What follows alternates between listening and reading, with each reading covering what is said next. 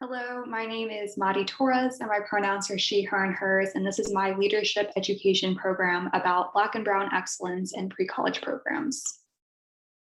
To begin, I'd like to first talk about my experience as a Brown University pre-college summer intern. I had the opportunity to be at Brown's pre-college program in Providence, Rhode Island for the summer, and it was a really great opportunity to connect with other student affairs professionals, but also get to learn some of the programming experience that I had as an activities manager at pre-college. One thing that I'd like to point out is that often throughout my experience this summer, I realized that there were a lot of opportunities for growth for my personal self and also professionally. But there were also a lot of challenges that I saw not only among the graduate staff, but also among the pre-college high school students. And one of the challenges that really was difficult in the beginning, but eventually I kind of learned how to navigate it myself, was the fact that there were very few graduate staff members of color, and there were also very few high school students of color. With Brown University being an Ivy League institution, it was very privileged and obviously very white. And with that being said, it was difficult to create our own space, but we did end up doing that. The graduate staff and I had a couple of affinity groups for Latinx students and also for Black students on campus. And it was an opportunity for us to not only engage in conversation, but also build a community between graduate staff members and high school students. To begin, my table of contents will include the conceptual framework for my program and the program design of the excellence program, and then lastly, learning outcomes. We are going to be talking about the skills approach from Katz from 1955. And I first like to open up with a quote from the textbook.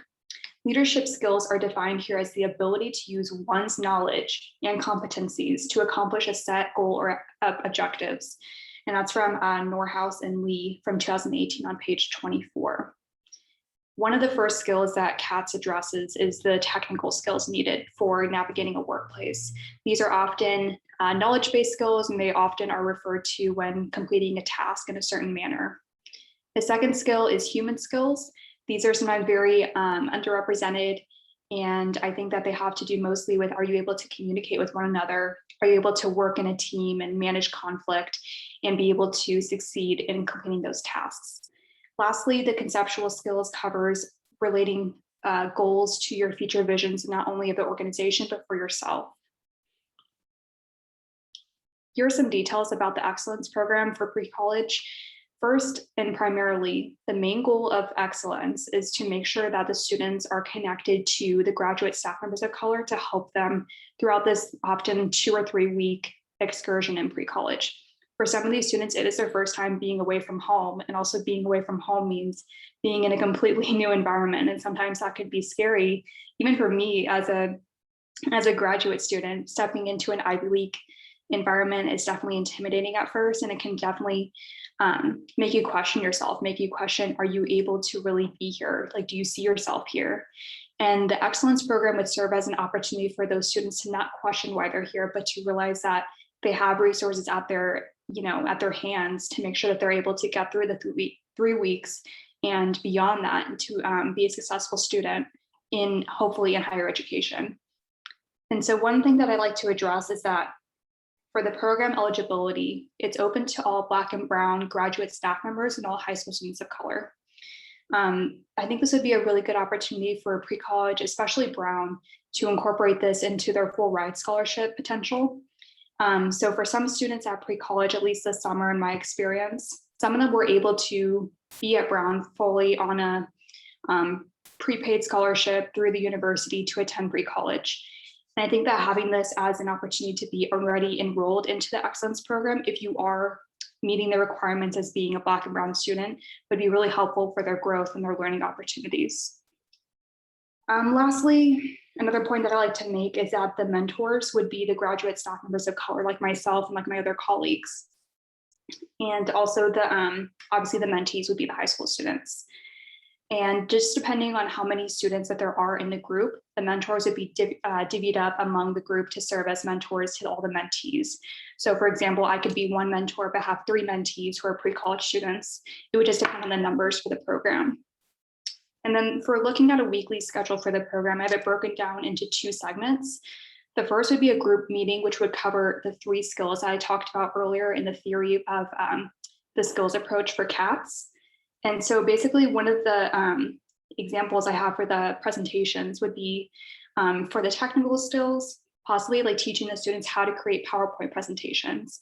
They're obviously going to have to learn that, especially if they are, juniors, seniors in high school, going on to college eventually. It's a really good skill to have that I think that graduate students could definitely teach. And then secondly, for human skills, I think a presentation over conflict resolution can be really helpful for them, especially if they go into college and have, problems with conflict with their roommate or maybe classmates in team projects or even a professor. These are some of the skills I think are really necessary for them to navigate the rest of high school and into college. And lastly, for conceptual, learning how to manage your time and not only prioritizing your time, but planning it out into a planner. A planner was something that I didn't use in high school, and I wish I would have, because I used it in college and it was really helpful for me. And then the second part of the weekly schedule is a mentor/mentee check-in meeting. This will happen every week. And this can be really casual. It can be hanging out and getting lunch on campus or going for a walk down Thayer Street. If you don't know Thayer Street, it's like basically the equivalent to the Loop in St. Louis. It's just where a bunch of shopping malls are and restaurants and coffee shops. And it's a really nice time. But I think that ultimately this check-in meeting would serve as a really great way for the mentor to make sure that the students are doing okay. And also it'd be an opportunity for the students themselves to say, hey, I'm actually not doing okay. I'm really homesick. I miss my family. I'm not doing well in my class right now. I need some help. And it's a good way for both the mentor and mentee to advocate towards each other and to build that connection. And for the learning outcomes for excellence, the first learning outcome is for the students to understand resources related to the hard and soft skills needed to succeed in college. I think that the most important part about covering the 3 steps, the 3 skills for CATS is being able to distinguish what are the hard skills needed and what are the soft skills, because obviously there are hard and soft skills within those 3 components. And it's important for the students to understand what those 3 components are at the completion of the program.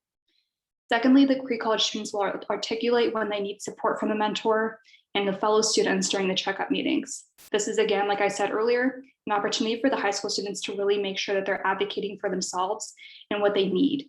Sometimes it's a difficult skill to learn, especially in college, when you need especially support from, for mental health reasons, for academic reasons, and just making sure that you're understanding a way to advocate for yourself is also advocating for others around you. And then lastly, the pre-college students will identify personal skills and goals for after the pre-college program with the help of their mentor. So obviously the students are only with us for about 3 weeks and they go out back to their high school.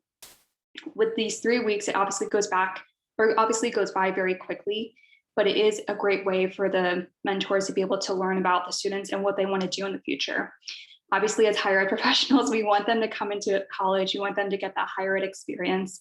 But at the end of the day, they may not want to pursue that. They may want to go to trade school, maybe just get a certificate for something.